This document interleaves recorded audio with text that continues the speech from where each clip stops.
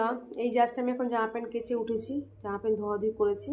এখন বাজে 12টা 16 বেজে গেছে। এরপরে এই ম্যাডামকে স্নান করাবো, আমি স্নান করবো। তার মধ্যে ঘরটার মতো সব কিছু কমপ্লিট করে নিয়েছি।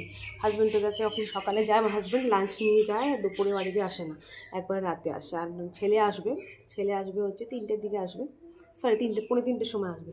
আর দেখো কত জামা প্যান্ট কেটেছে, তোমাকে দেখাচ্ছি আমি। দেখো জাস্ট দেখো, ক্যামেরাটা পিছনে একটু মুছতে হবে, ঘোলা ঘোলা হয়ে গেছে ক্যামেরা।